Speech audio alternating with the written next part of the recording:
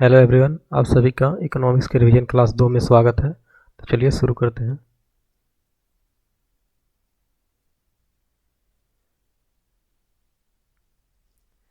Work condition के आधार पे economic sector को ऑर्गेनाइज्ड और अनऑर्गेनाइज्ड सेक्टर में डिवाइड किया जाता है। ऑर्गेनाइज्ड सेक्टर क्या होते हैं? तो ऑर्गेनाइज्ड सेक्टर में एम्प्लॉयमेंट टर्म जो होता है वो फिक्स होता है, वर्किंग आवर्स सेट होते हैं, साथ ही सैलरी रेगुलर मिलते हैं। एग्जाम्पल के रूप में देखा जाए तो गवर्नमेंट सर्विस, साथ ही लार्ज कॉरपोरेशन में जो जॉब्स होते हैं। इस सेक्टर का सबसे बड़ा एम्प्लॉयर रेलवे और आर्मी है। अनऑर्गेनाइज्ड सेक्टर की बात करते हैं तो इसमें वर्किंग आवर्स अनसर्टेन होते हैं, सैलरी भी अनसर्टेन होती है, साथ ही पेड लीव की कमी होती है।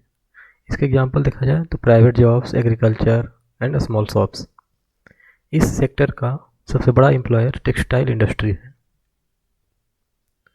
ऑनरशिप के आधार पे private sector, public sector, joint sector and cooperative sector. Private sector को ऑन किया जाता है किसी इंडिविजुअल द्वारा। इसका मेन गोल क्या होता है? प्रॉफिट, जैसे कि प्राइवेट कंपनियां रिलायंस, टाटा इत्यादि। पब्लिक सेक्टर को ऑन किया जाता है गवर्नमेंट के द्वारा। इनका मेन फोकस होता है सोशल वेलफेयर, जैसे कि रेलवे, महारत्न कंपनियां। ज्वाइंट सेक्टर जो होती है वो पब्लिक और प्राइवेट दोनों मिलकर चलाती है। इसे कि पीपीपी मॉडल बोला जाता है। ये आजकल भारत में बहुत तेज़ी से ग्रो कर रहा है। जैसे कि मेट्रो को देख लीजिए, पीपीपी मॉडल मतलब public private partnership model. Cooperative sector जो होता है वो कुछ ग्रुप ऑफ पीपल के द्वारा मैनेज किया जाता है, जो कि गवर्नमेंट गाइडलाइंस के अंदर काम करती है, जैसे कि कोऑपरेटिव बैंक्स हो गई। उत्पादन के 4 कारक होते हैं: capital, land, labour and entrepreneur.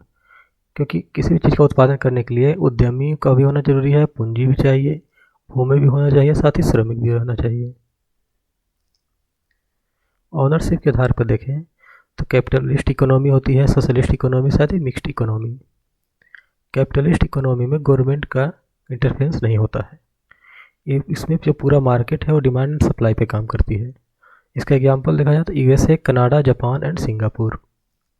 Socialist economy की बात करते हैं तो इसमें गवर्नमेंट ही ऑन करती है, साथ ही इसका पूरा इंटरवेंशन जो होता है गवर्नमेंट का ही होता है, इसलिए इसको स्टेट बेस्ड इकोनॉमी भी कहते हैं। एग्जाम्पल देखा जाए तो नॉर्थ कोरिया, क्यूबा इत्यादि। मिक्स्ड इकोनॉमी की बात करते हैं तो इसमें गवर्नमेंट और प्राइवेट सेक्टर दोनों मिलकर काम करते हैं, जैसे कि इंडिया, स्वीडन एंड फ्रांस। अब कैपिटलिस्ट इकोनॉमी की बात करते हैं तो इसके प्रोपाउंडर थे एडम स्मिथ। इन्होंने अपनी बुक वेल्थ ऑफ नेशन में इसके बारे में बात की थी। उन्होंने इकोनॉमिक्स को साइंस ऑफ वेल्थ के रूप में कहा था, साथ ही लेसे फेयर का सिद्धांत को समर्थन किया था। लेसे फेयर का सिद्धांत क्या है? तो लेसे फेयर का सिद्धांत एक नॉन इंटरफेरेंस का थ्योरी है, जिसमें कहा जाता है कि गवर्नमेंट जो है इकोनॉमी में इंटरफेरेंस नहीं करेगी। इसके की कैरेक्टरिस्टिक्स होते हैं high competition and profit maximisation, साथ ही economic freedom and multiple consumer choices, साथ ही rapid economic development through private capital. Socialist economy के देखा जाए तो इसके प्रोपाउंडर थे कार्ल मार्क्स।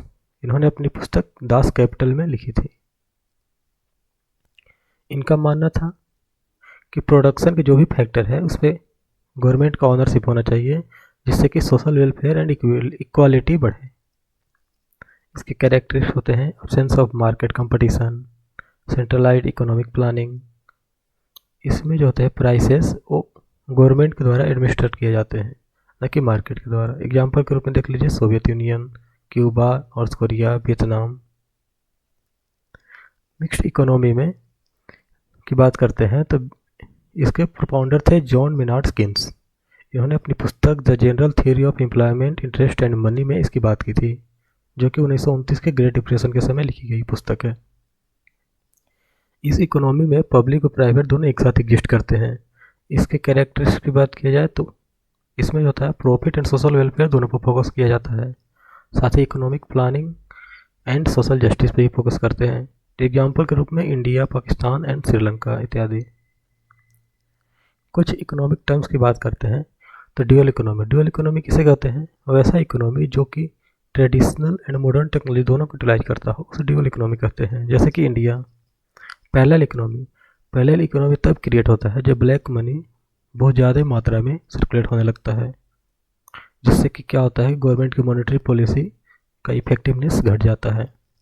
अब ब्लैक मनी कहते किसके हैं?